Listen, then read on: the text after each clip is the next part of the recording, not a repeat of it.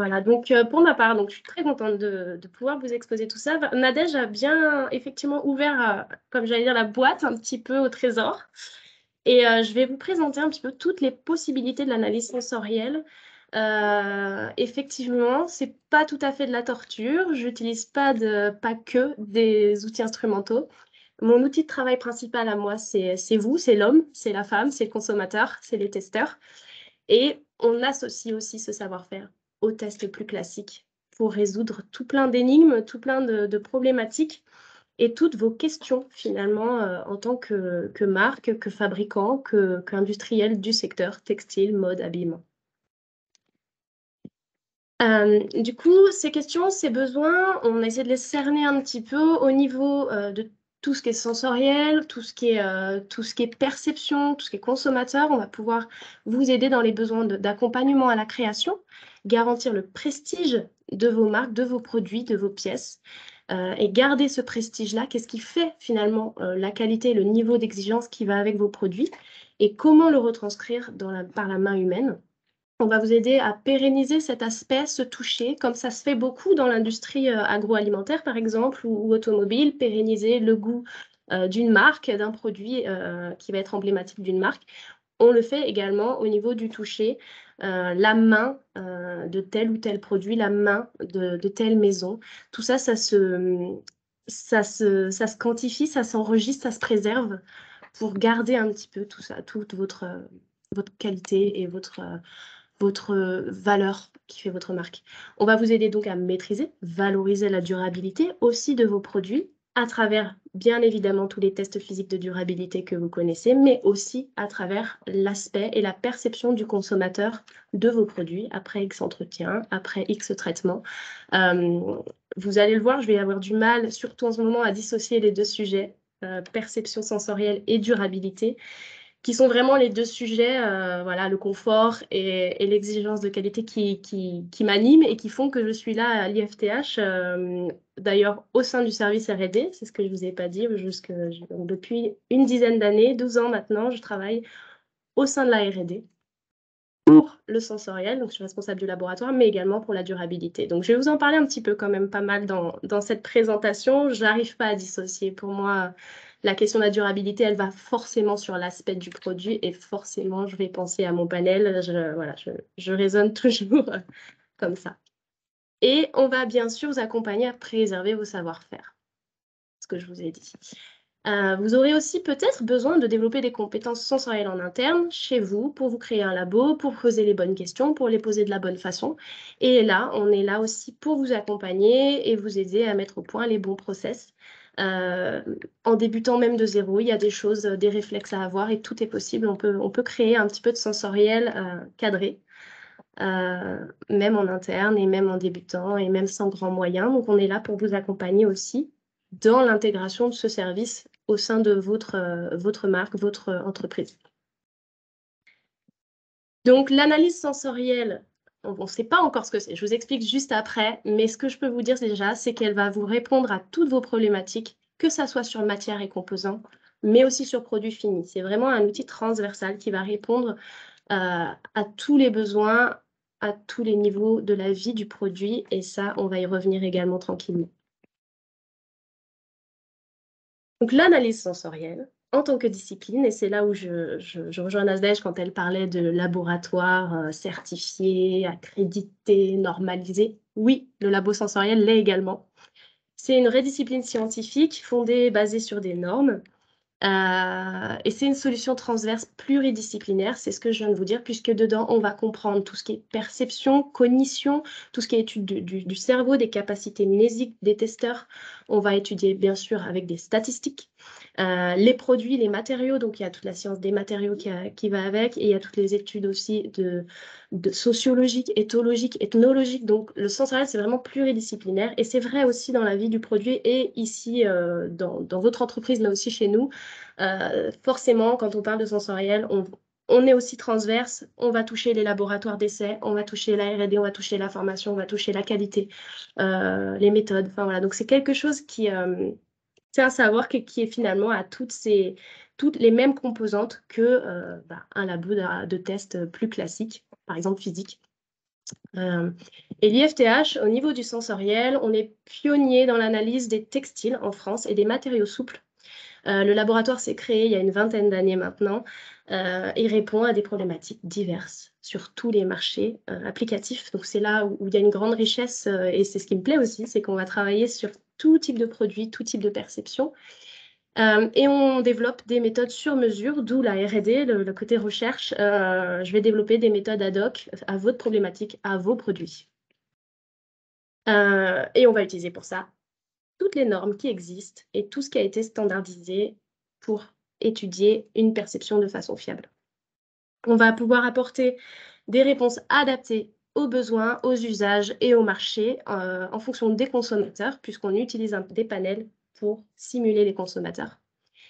Et puis, on va mettre toutes ces compétences, comme je vous le disais, en synergie pour parvenir à des résultats probants.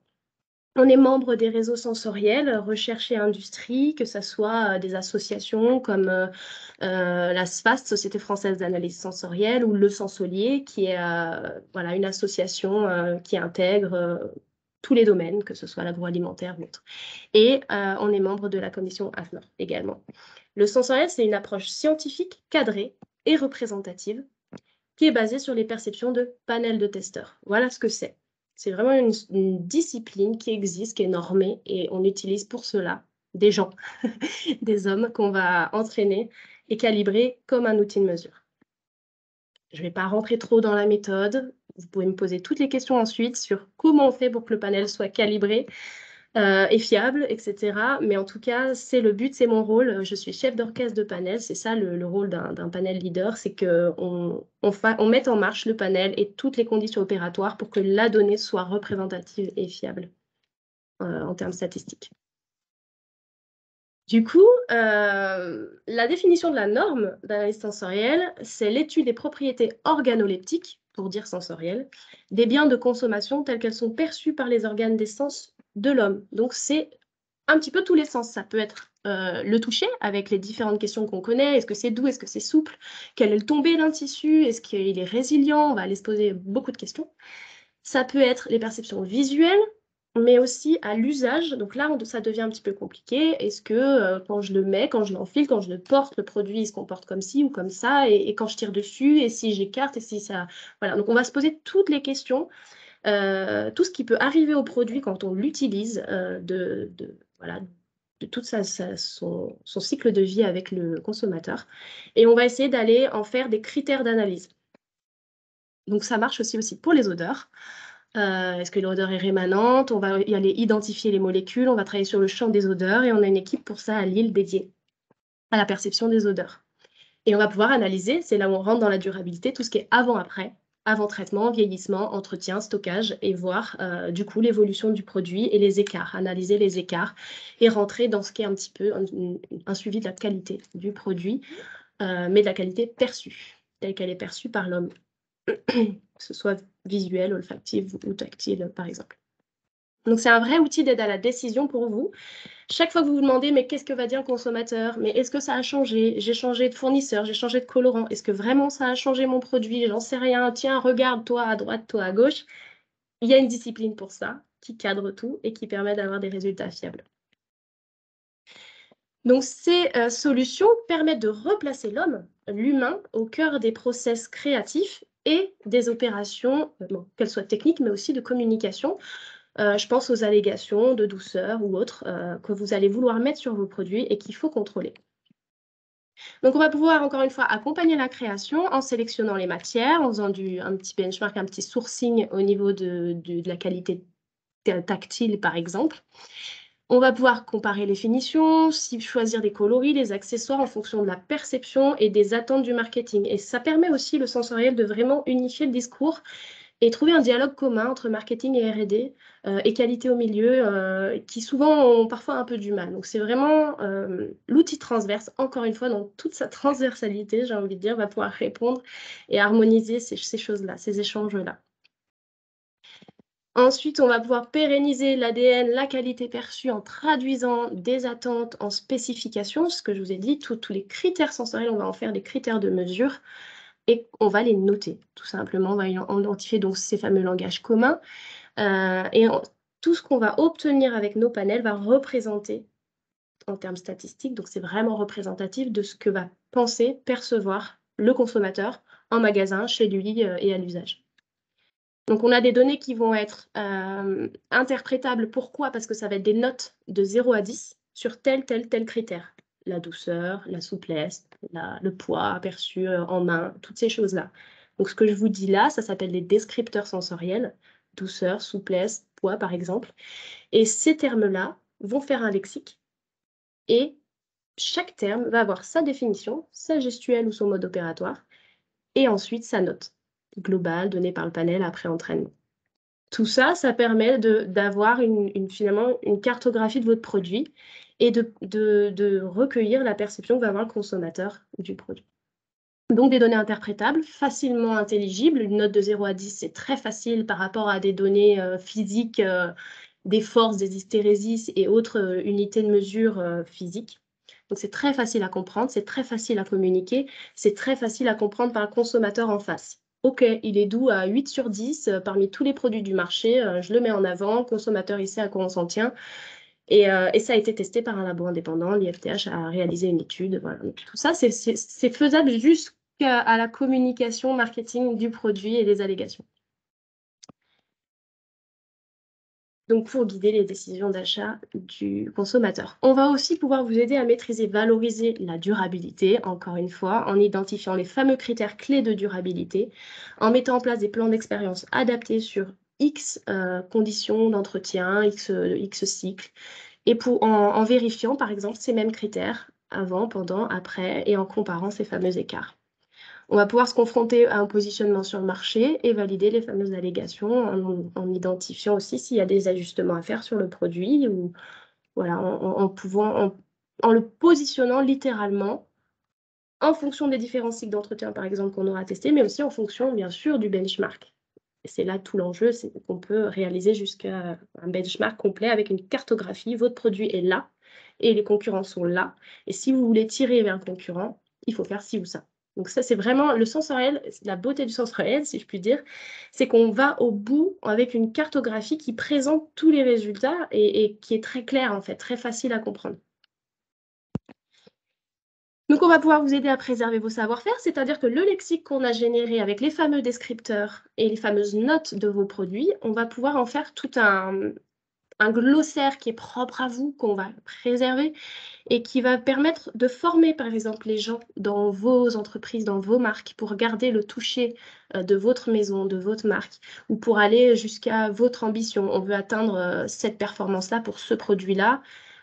Et ce glossaire qu'on aura réalisé pour vous, il pourra être justement une base de données importante pour capitaliser, conserver vos savoir-faire et vos attentes en termes d'exigence qualité, si je puis dire, perçues.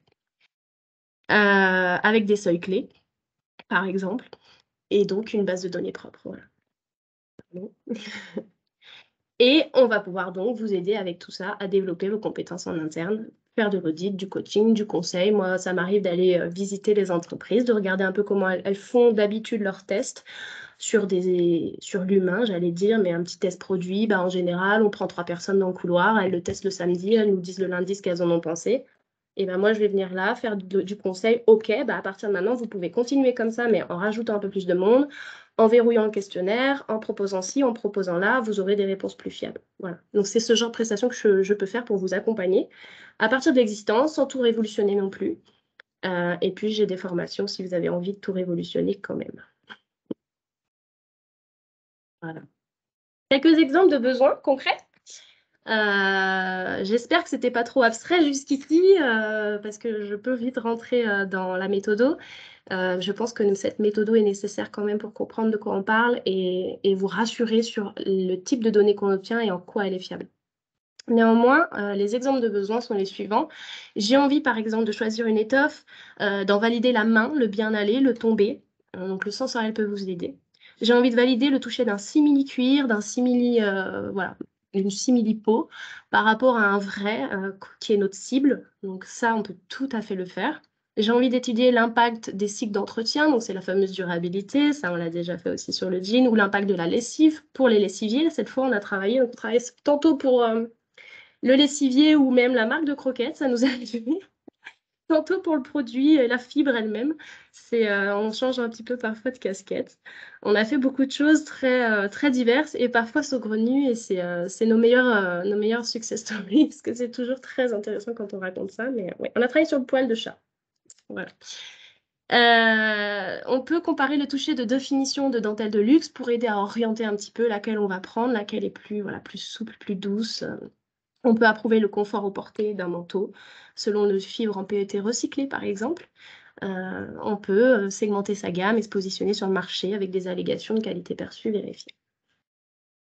Je rentrerai dans des exemples plus détaillés plus tard. Donc, pour répondre à ces besoins-là, ces idées-là, ces ambitions, on a donc deux types d'outils, je vous en ai parlé, la fameuse plateforme instrumentale, c'est nos outils habituels à l'IFTH, mais c'est aussi vos outils habituels. La caractérisation des étoffes, qu'elles soient physiques, même chimiques, si ça peut compléter nos recherches. Des fois, on va faire un peu de microscopie pour aller vérifier. Enfin, voilà. Bon, je sais que vous aimez bien avoir des données complètes et pas que sensorielles, et on sait faire, on sait corréler les résultats. Et on travaille également avec le dispositif Kawabata. Je ne sais pas si vous connaissez tous, mais pour faire court, c'est un ensemble de 6 modules qui vont venir solliciter les étoffes sur les micro-déformations tactiles, donc des sollicitations mécaniques avec de la traction, cisaillement, compression, module de surface pour la rugosité, le frottement, un module thermique. Enfin, voilà. Donc il y a tout un tas de paramètres qu'on peut étudier sur des tout petits déplacements.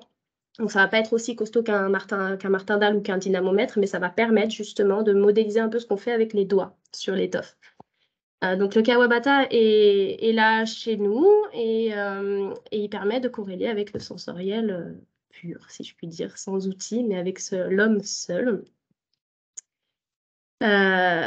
Du coup, voilà les outils qu'on étudie souvent en parallèle du sensoriel. On va avoir l'épaisseur mesurée, la masse mesurée. On va faire les tests de fameux boulochage, traction, éraillage, tout ce qui est un peu de qualité, durabilité.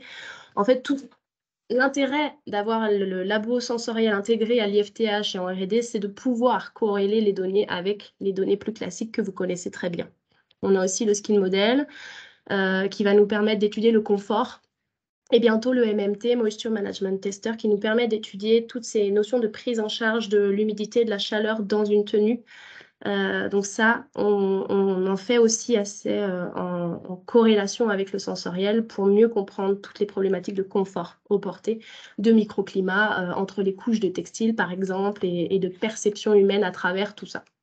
Donc je vous montrerai tout à l'heure un exemple sur le confort à proprement parler. Il y a beaucoup à faire et on utilise tous les moyens du bord. Voilà pour la plateforme instrumentale, mais je pense que pour ça, ça va à peu près pour vous. Et pour les méthodes humaines, donc voici des petites photos du laboratoire de mes techniciens, des gens de l'Institut qui sont à l'action. C'est sympa de pouvoir vous les présenter aussi, parce que je ne suis pas toute seule à faire ça. Donc, on travaille évidemment, comme je vous l'ai dit, sur des tests normalisés, comme pour l'instrumentation. Il y a tout un tas de normes, donc des méthodologies avec des lignes directrices pour l'établissement d'un labo, pour l'établissement d'une étude sensorielle, d'un profil, d'un classement, d'un test par pair. Tous les types de tests sont normés. Et on a des guides de bonnes pratiques particuliers pour l'analyse sensorielle des matériaux, de la matière première au produit fini, voilà, qui sont disponibles également. Le plus important, c'est de verrouiller les conditions opératoires standards de labo. Donc, que tous les sujets fassent la même chose dans une unité de lieu, d'espace, avec voilà, que ça soit la luminosité, que ça soit le son, que ça soit l'ambiance thermique. Il faut que ça soit tout lissé pour éviter les biais. Et ce qui est important, c'est aussi que ça soit répétable et reproductible. Donc, plus on verrouille ces conditions standards, plus on est répétable et reproductible. Et c'est pour ça qu'on ne peut pas trop faire un test chez l'un et un test chez l'autre. Et toi, tu me fais ton test le week-end, tu me rends le résultat lundi. Ça va biaiser. Voilà. L'idée, c'est de mettre l'humain en conditions standards pour que chacun ait la même perception de tout ce qui est autour, puisque le cerveau va pondérer tout en même temps. Et comme on veut étudier que le toucher, que la vue, que l'odorat de vos produits, on n'a pas envie qu'il y ait un impact de tel ou tel paramètre. Donc, d'où le laboratoire. D'où tous les verrous méthodologiques et toutes les conduites à tenir au niveau opératoire pour recueillir une mesure qui soit la plus pure possible par rapport à votre produit. J'espère que c'est clair. On va utiliser un logiciel adapté. Il y en a plusieurs. Nous, on utilise le logiciel FIS, mais peu importe, il y en a plusieurs qui permet de lancer les questionnaires en automatisé, de récupérer les réponses, de traiter les statistiques derrière et qui est vraiment propre à l'analyse sensorielle. Et on a forcément nos panels de testeurs experts entraînés à l'analyse sensorielle. Ils ne sont pas experts dans les produits techniques textiles, même si ça peut leur arriver, mais ce qu'on leur demande, moi, ce que je leur demande au sein du sensoriel, c'est d'être experts en sensoriel. C'est-à-dire, ils savent où ils mettent les pieds, ils savent ce qu'on attend d'eux, ils savent comment procéder, ils sont rompus à l'exercice. En ce sens, c'est plus des consommateurs naïfs. C'est vraiment des gens qui ont l'habitude de faire ces tests sensoriels. Et c'est comme ça qu'on obtient un panel qui est fiable. Voilà, c'est pas du consommateur lambda, Pierre, Paul, Jacques, comme on pourrait le dire. C'est vraiment un panel entier qui évolue comme un groupe. Et on va chercher la gaussienne pour ceux qui sont plus à l'aise avec les statistiques. L'idée, c'est vraiment d'avoir un groupe représentatif rompu à l'exercice. Et ainsi, on va mettre en place le fameux lexique avec les fameux descripteurs dont je vous ai parlé, qui correspondent à vos produits à vous, ou en tout cas à l'espace produit concerné. On n'aura pas les mêmes pour une chaussette de contention que pour un tissu unifigé en aramide. Voilà. Donc forcément, on a adapté les méthodologies aux matériaux et aux étoffes qu'on étudie et aux attentes consommateurs et utilisateurs derrière.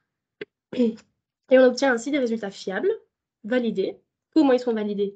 Encore une fois par la statistique, c'est pas moi qui décide. On a des tests à faire pour voir les variabilités intra, inter, etc. et vérifier que la donnée, elle est pertinente. Et tout ça, je vous le restitue. Donc, quand on a une étude, vous avez tout. C'est transparent. Et encore une fois, donc, ces données sont facilement interprétables et communicables. On prend des gens, on les met dans un même endroit, dans une même condition atmosphérique, etc., environnementale. On leur soumet le même questionnaire. On les entraîne un petit peu pour le faire. Et une fois qu'ils sont entraînés, on récupère les datas, on les analyse, on les vérifie.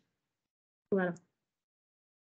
Des datas sur 10, donc encore une fois, facilement compréhensible. Donc, au niveau des tests avec panel expert, et ça, je vais y arriver juste sur la slide d'après, donc ne vous inquiétez pas si c'est un petit peu compliqué. Donc, ce que j'ai, mon panel, ce que je viens de vous expliquer, c'est un panel expert. On va pouvoir faire de l'analytique. C'est-à-dire, j'analyse mon produit, je le caractérise, j'ai des notes, je peux définir sa douceur, etc. Ici, on est sur de l'analytique. Et en parallèle, on a tous les tests conso qui, eux, sont plutôt sur les préférences, vont concerner plutôt les tests qu'on appelle hédoniques, pour dire préférence. Et ceux-là vont concerner un panel de consommateurs. Et là, on n'a plus la même chose. C'est-à-dire que pour l'analytique, on a notre fameux petit panel entraîné, habitué. Pour le consommateur, on va devoir prendre 100 personnes par cible, par exemple, qui, elles, sont des vrais consommateurs naïfs. Donc, c'est deux pans de l'analyse sensorielle différents. Et je vous ai mis notre slide juste derrière pour vous remettre ça bien à jour, parce que souvent, c'est les questions que j'ai. Quelle est la différence et en quoi c'est des consos et en quoi ils représentent les consos. Donc, voilà, on va décortiquer de façon simple, j'espère, tout ce qui a trait aux sciences sensorielles et du consommateur. J'ai simplifié, donc s'il y a des puristes, c'est pas parfait, mais ça va permettre de vous montrer un petit peu les passerelles et les liens entre ce que vous connaissez peut-être, qui est plutôt marketing souvent, et ce que vous connaissez peut-être moins, qui est mon panel du coup. Donc l'approche hédonique, c'est l'approche j'aime, j'aime pas. Les préférences des consommateurs. Je ne sais pas si on voit mon curseur. Et celle-ci... C'est bon, ça marche. Ça marche, super. Celle-ci, elle va focaliser sur des des consommateurs en grand nombre. Quand on dit consommateurs, c'est toujours au moins 100. Hein. Pensez à un petit automatisme. Qui sont naïfs en sensoriel, mais qui sont souvent la cible. Voilà. Et on ne pose pas les mêmes questions à un panel de conso qu'à un panel d'experts. C'est pour ça que j'ai bien envie de prendre un petit peu de temps sur cette diapo. Au panel de conso, on va faire des études quali ou quanti. Vous avez peut-être entendu ça, et ça rejoint vraiment le marketing produit, le marketing, voilà, tout ce qui est focus group, guide d'animation, interview, tout ce qui est aussi questionnaire sur le test de concept, de pack, de produit, de prix. Tout ça, ça va être des enquêtes quali-quanti. Et on peut aussi les faire venir en labo, la centaine de testeurs, pour tester le produit et dire ce qu'ils aiment. J'aime cette couleur, j'aime cette texture, je préfère ci ou ça parce que ci ou ça. Et là, on va rentrer vraiment dans l'être humain. Je préfère. Donc, on peut faire les deux à l'Institut. On fait les deux approches, mais ce n'est pas pour la même chose. Ensuite, à côté, on a l'approche analytique qui est ce qu'on fait dans le laboratoire IFTH avec le panel entraîné que je vous ai décrit juste avant. Et on va faire des études vraiment comme un outil de mesure. Je ne demande pas au panel ce qu'il ressent lui. Il ne parle jamais au nom de je. Il parle au nom de c'est. Le produit, c'est 8 sur 10 en douceur. C'est 7 sur 10 en souplesse. Point. Je ne leur demande pas ce qu'ils en pensent. Et en fait, tout ça, c'est pour ça qu'on va rentrer dans de l'analytique rendu fiable par tout ça, en fait, par toutes ces directives. Et on va leur demander du coup s'il y a des différences, on va faire des épreuves discriminatives. Est-ce que tu perçois des différences sur ces échantillons-là où nous, on sait que il y en a un, il n'a pas le même colorant, ou il y en a un, il a X% de plus de matière recyclée, ou il y en a un autre, il a ci ou ça. Voilà. Est-ce que tu perçois, est-ce que le panel perçoit une différence, oui ou non? C'est pas est-ce qu'il aime, c'est pas est-ce qu'il aime pas, c'est juste est-ce qu'il y a une différence? Et pour ça, on a besoin d'un panel plus restreint et entraîné. Et à côté, on peut leur demander de décrire l'échantillon. Donc là, on est sur toutes les modalités sensorielles, tous les stimuli envoyés par le produit finalement ou la matière.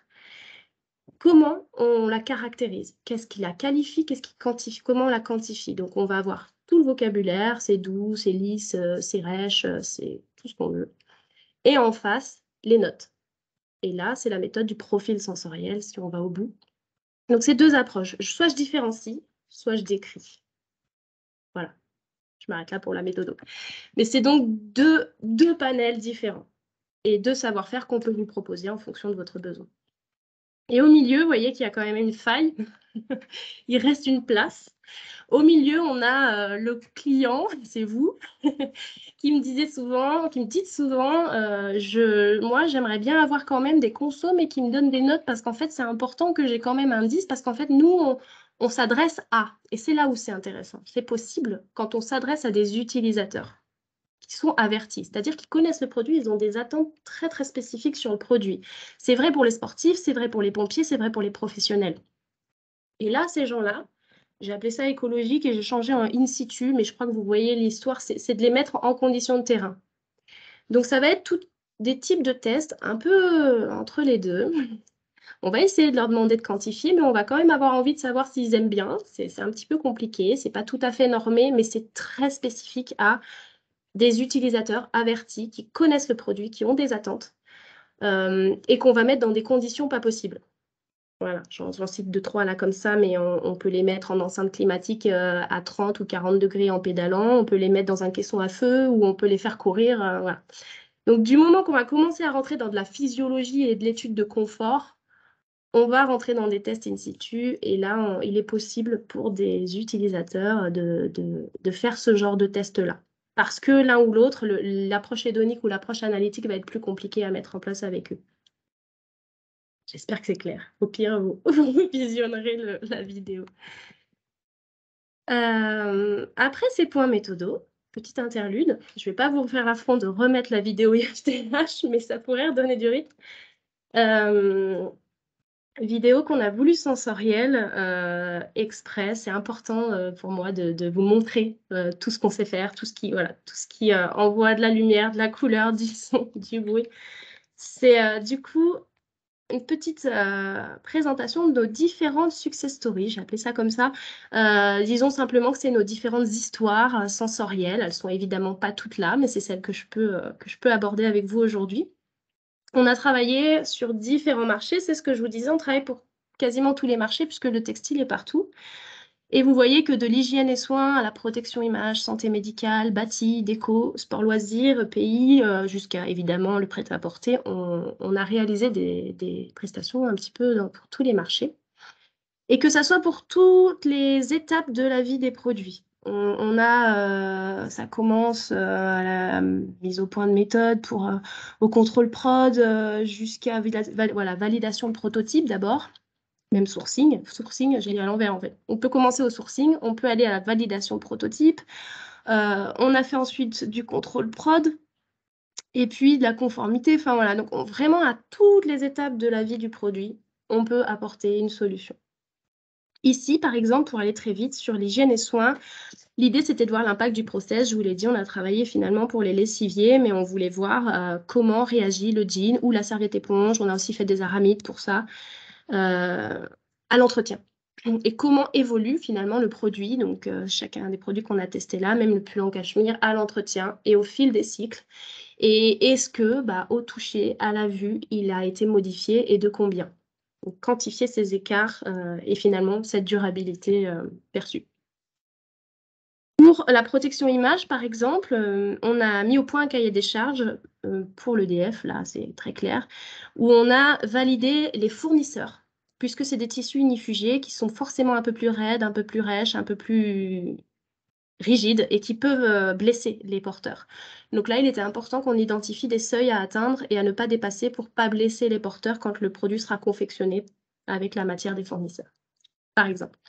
Au niveau santé médicale, on a des études très récurrentes. Je le cite parce qu'on a publié à 3 années différentes, donc avec Inotera, où on travaille sur la rédaction de méthodologies adaptées, que ce soit voilà, les bas de contention, mais aussi des orthèses. On va développer des termes adaptés à l'enfilage, aux portées de ces dispositifs médicaux spécifiques et aller valider l'enfilabilité. Je vous en parle juste après en détail.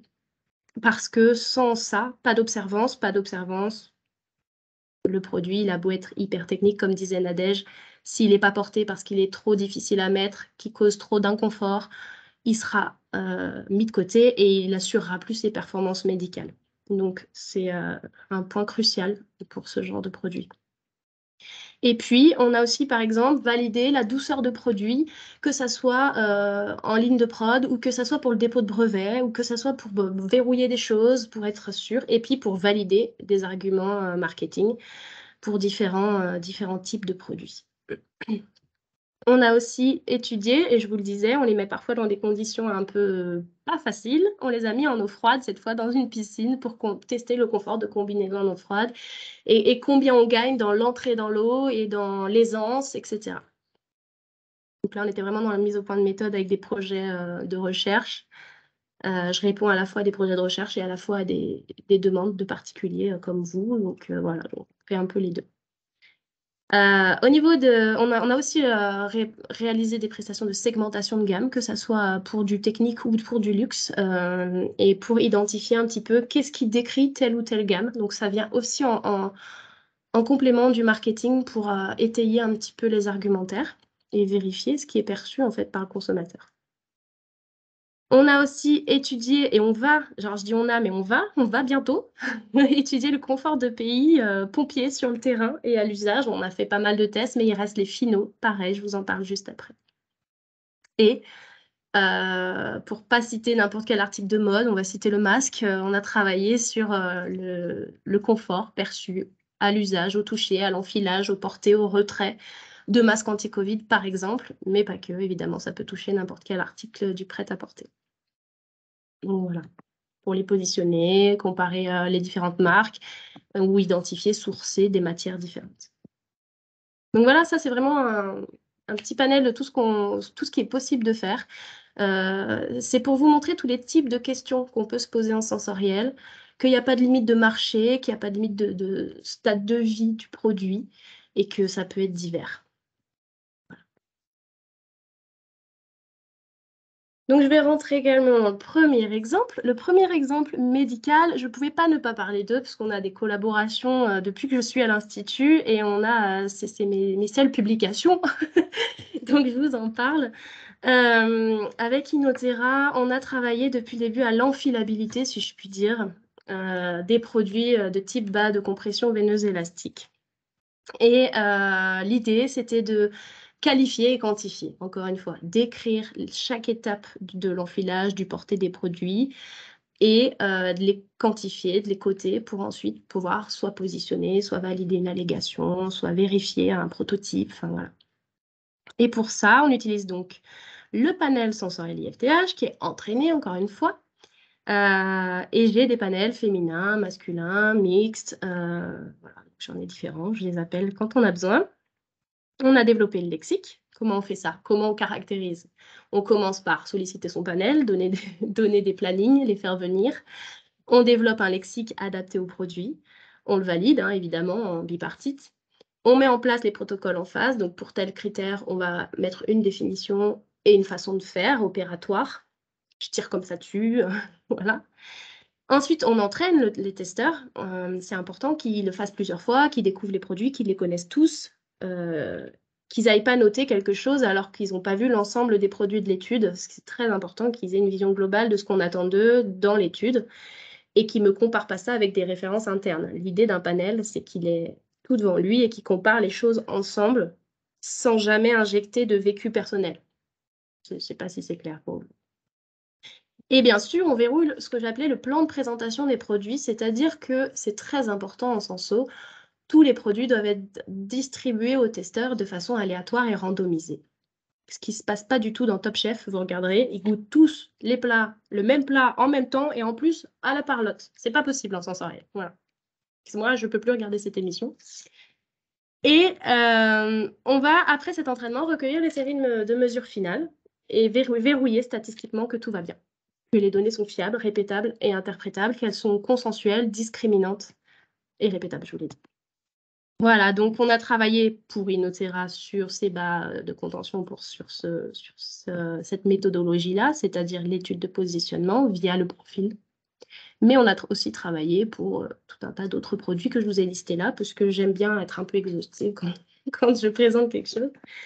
Donc, c'est vraiment des solutions méthodologiques que je vous présente, mais ça ne s'arrête pas au bas de contention ou aux tenues de pompiers. Donc, qu'est-ce qu'on a fait derrière? On a recueilli les résultats. On a étudié les performances des juges, les performances des produits, on a fait des graphes, fait des stats, et ensuite, on peut avoir cette cartographie dont je vous parlais, qui est la clé, hein, qui est la clé pour voir ce qui se passe et comprendre ce qui se passe au niveau sensoriel. Ici, par exemple, des résultats d'une étude où, en rouge, on avait le prototype d'Inotera à l'époque. En bleu, on avait un produit d'une classe un peu moindre, on appelle ça classe 2. Alors, pour ceux qui ne sont pas trop initiés au bas de contention, il y a plusieurs classes de compression, c'est-à-dire soit ça serre un peu, soit ça serre très fort. Et le prototype était de classe 3. Il était censé serrer très très fort, puisqu'il est censé faire remonter le sang. Et les 3 produits en violet étaient de classe 3 aussi. Et le produit en bleu était de classe 2. Et on a pu montrer qu'au final, le prototype était perçu comme un produit de classe 2. C'est-à-dire que lorsqu'on passait la main dedans, qu'on écartait les pouces pour enfiler le pied, le bout du pied, puis le remonter en coup de pied, puis passer le talon, puis au niveau de la compression du pied, etc., on avait une force, une note très proche et indissociable, j'allais dire, dans le même groupe finalement, que le produit de classe 2. Alors que les 3 autres produits de classe 3 qui serrent aussi fort normalement hein, que le rouge étaient perçus bien plus bas, donc avec une force plus grande. On est sur, ça dépend de l'échelle, comment on l'interprète, mais là, l'échelle, c'était le 0, c'est très difficile. Et le 10, c'est facile. On est sur la facilité d'enfilage là pour. Voilà, donc j'espère que c'est clair. En tout cas, on a pu montrer pour Inotera que son prototype était aussi facile qu'un produit de classe 2 sur la plupart des critères étudiés, même tous, et que les autres produits comparateurs étaient bien aussi identiques, mais bien en deçà du produit prototype. Voilà, je passe à un autre exemple. Cas concret numéro 2, les voilà mes pompiers. Je vous en parle depuis tout à l'heure. Donc là, je vous fais une présentation d'un exemple qui se passe sur le terrain, des études in situ. Et donc, on sort de mon labo, on prend des utilisateurs. Pourquoi je fais ça? Parce que les problématiques de mes commanditaires, cette fois, et là c'est un projet collaboratif, hein, donc c'est pour ça que je cite un petit peu plein de monde, il y a eu plusieurs projets à la suite, qui sont indépendants, qui n'avaient rien à voir les uns avec les autres, mais où les problématiques étaient proches. C'est le confort dans la tenue de pompier.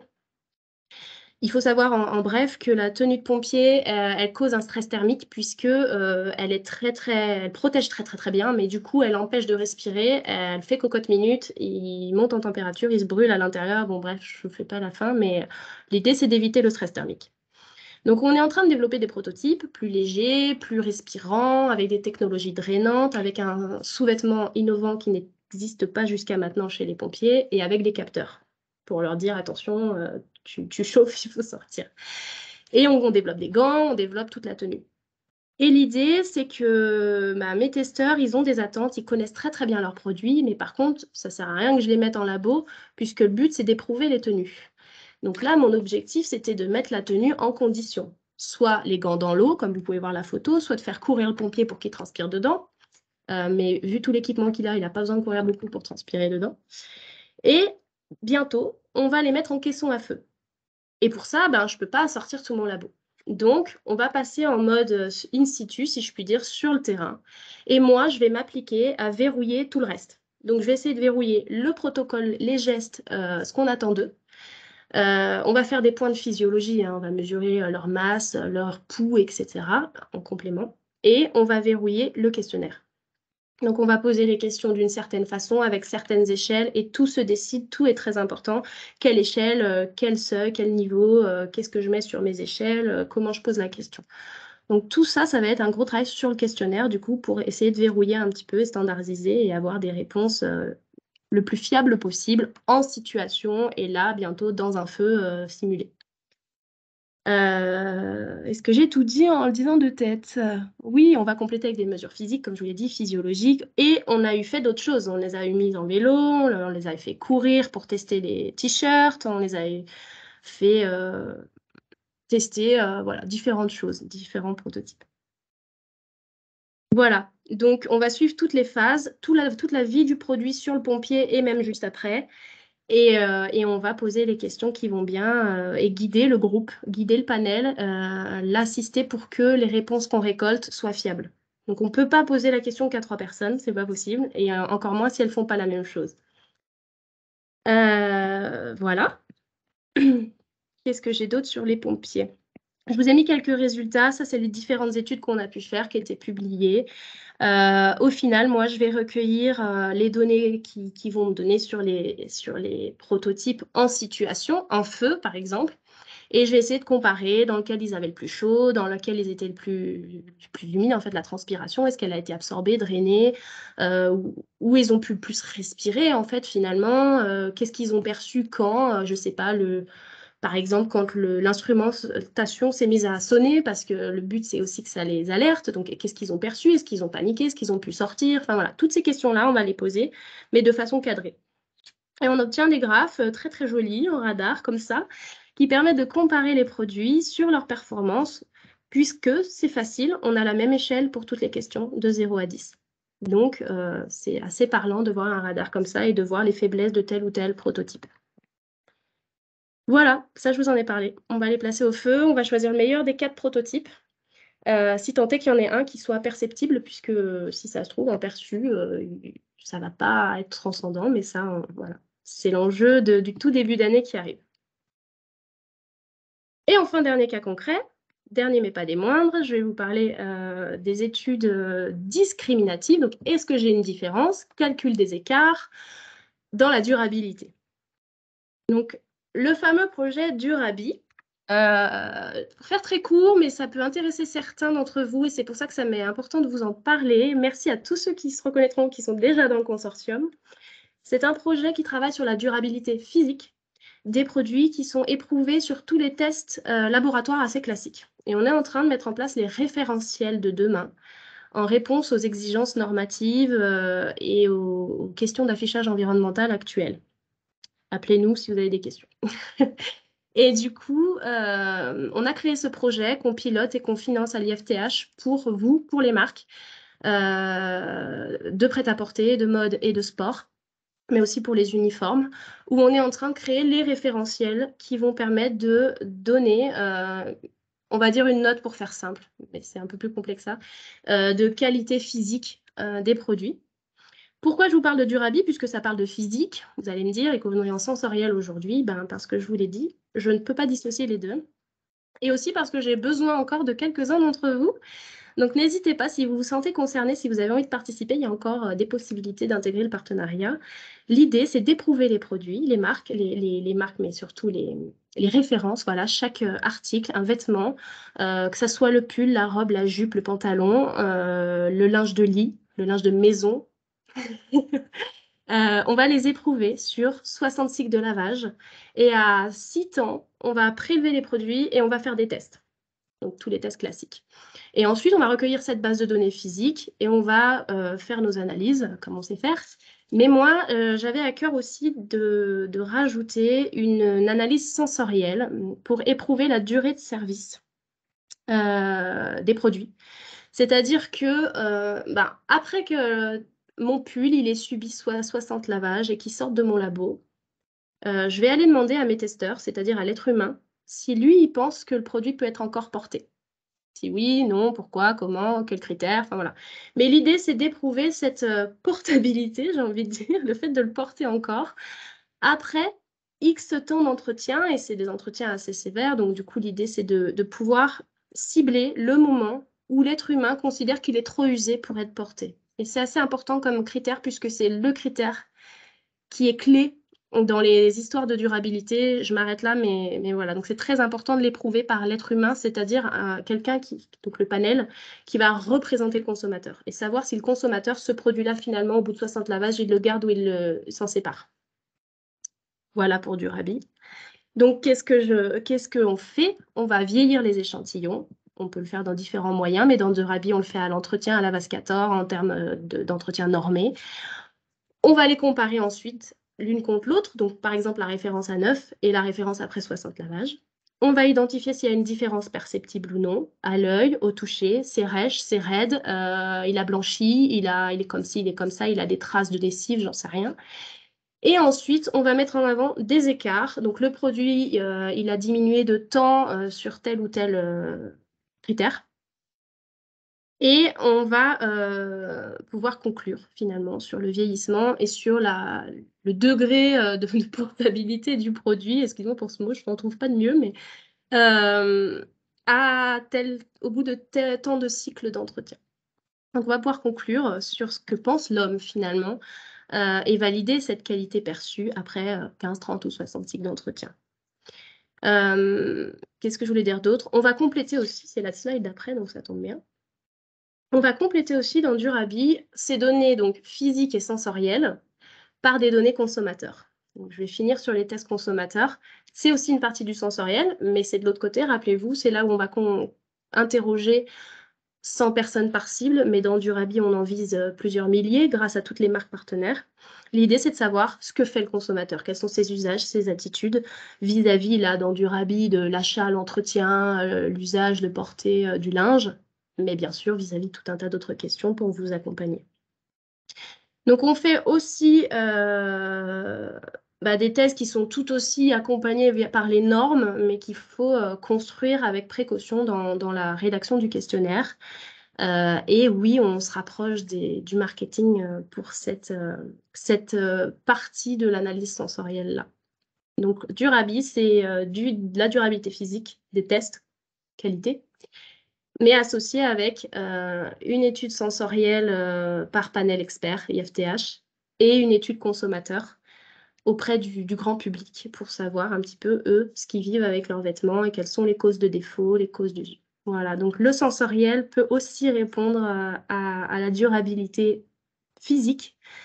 Je m'arrêterai là pour les questions de durabilité, mais c'est vaste. On peut en reparler après si vous souhaitez. Voilà. Je vous laisse la parole. Il doit y avoir peut-être des questions. Et j'ai hâte de pouvoir reparler de ces sujets avec vous aussi ensemble. Enfin, voilà, juste 2 à 2. Donc, n'hésitez pas à me demander des réunions. On échange. Merci Gaëlle. Alors, je vois qu'il y a une question qui arrive. Alors, parler de notes sur 10, mais comment faire la différence, même pour un expert, entre un 8 et un 7, par exemple? Ah, Et oui, c'est toute la méthode. c'est ça. On s'entraîne, on compare, des choses existantes qui sont déjà intégrées dans l'étude et on s'entraîne à le faire plusieurs fois et l'entraînement, en fait, a 3 phases et c'est un entraînement non seulement perceptif, qu'est-ce que je perçois, mais aussi sémantique, qu'est-ce qu'il y a derrière ce mot qu'on a choisi et métrique, quelle note on met entre le 0 et le 10 et pour ça, pour mieux être plus fin, on va aller identifier le 0 et le 10 dans l'espace produit ou en dehors s'il y a, mais on va aller les marquer, les bornes pour les testeurs. Ils savent à quoi se référer. Ils sont vraiment calibrés, hein, comme un outil de mesure, en fait, hein. Je confirme, hein. Pour avoir fait partie du panel de testeurs, c'était vraiment, l'entraînement et parfois ce n'est pas simple, hein, de donner une note. Mais le fait d'être obligé d'en donner une, ah bah, Comparer, c'est voilà des notes voilà, comparatives. le cerveau se met en mode, «OK, j'ai ces bornes-là, je rentre dans ces cases-là» et c'est tout l'intérêt de l'entraînement avant. Mais finalement, ça devient simple. Je devrais pas dire ça. Enfin, ça fait longtemps que j'ai pas fait d'ailleurs. Ça arrive. Moi, j'ai beaucoup participé au bas de contention, voilà et je peux vous dire qu'il y a des sacrées différences. Oui, oui. Vraiment, Oui, on vraiment, les vraiment. perçoit. Ils sont entraînés pour ça, hein, pour aller au maximum de leur perception. Donc, ils sont sursensibilisés. Ils savent donner la note, mais c'est toujours une note voilà, qui est représentative malgré tout de l'échantillonnage de la population. Ils sont pas experts produits, ils sont pas experts matière dans ce cadre-là. Ils sont juste, OK, pour moi, c'est un 7 ou là, c'est un 8. Et c'est ça, justement, qui fait qu'ils sont au panel expert. Mais ça a trait à, justement, ce qu'est mon métier. Mais alors si vous aviez encore un doute, Gaëlle est ultra passionnée par son métier. Si vous aviez un doute, hein. Elle peut en parler longtemps.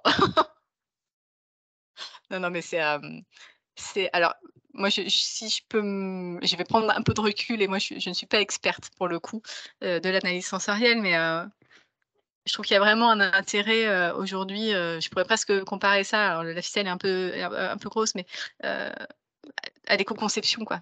C'est presque une hygiène de vie, Mmh. l'analyse enfin voilà, si on parle d'éco-conception, on va étudier, chaque étape de la vie du produit et finalement l'analyse sensorielle, on pourrait faire la même chose, chaque étape de la vie du produit, mesurer cette perception.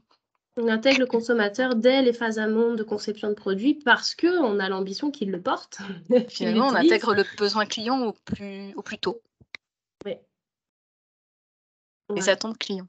Pardon. Donc ça devient souvent, vous avez tous, hein, souvent j'allais dire réactions, mais cette intention-là d'intégrer le consommateur et vous le faites tous, vous avez beaucoup, c'est normal et c'est bien d'avoir cette intention. Mais parfois, ce qui manque, c'est le comment, ou c'est le OK, ben, on fait comme on peut, de toute façon, on n'a pas de budget ou on n'a pas le temps. Mais des fois, avec juste un petit peu plus, on arrive à faire un peu mieux en termes de qualité de données. Parce que c'est ça que je voulais dire. Voilà. Et encore une fois, c'est pas pour vendre l'IFTH, mais comme vous l'a dit Gaëlle tout à l'heure, enfin, là, vous avez en 1 heure un panel, assez exhaustif quand même des méthodes, des exemples, très exhaustif même et mais il y a moyen de faire des choses beaucoup plus allégées et juste de remettre, un peu de méthodologie dans un système qui est déjà existant Un peu de sens. et voilà, voilà, voilà. Je l'ai pas fait, j'aurais pu. Mais voilà, parfois, il suffit simplement, d'ajuster un petit peu, le système existant pour que les mesures, voilà, soient plus, enfin, qu'il y a une sorte de référentiel, en tout cas, qui puisse être, mis en place et puis exploité parce que rien n'est fait pour le plaisir dans cette histoire, mais c'est vraiment l'exploiter après pour améliorer son produit, pour le mettre sur le marché. C'est vraiment ça, hein, l'idée. Oui. Voilà, donc il y a améliorer le produit, il y a améliorer son confort, il y a Bien améliorer sûr. son observance médicale.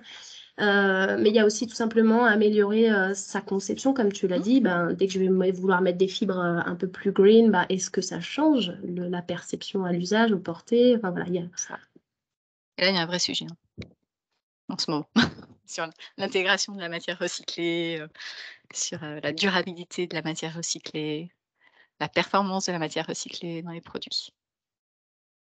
Est-ce qu'il y a d'autres questions? On est, pile poil dans le timing. Ah, il y avait une question complémentaire avec la note de 10.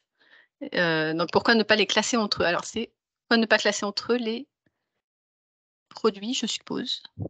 Oui. Si vous voulez prendre la parole, n'hésitez pas. C'est fait, hein. Le classement est une des méthodes d'entraînement du panel et c'est aussi une des méthodes de test. C'est fait. On sait très bien classer, on est né pour, on sait ranger. Enfin, normalement.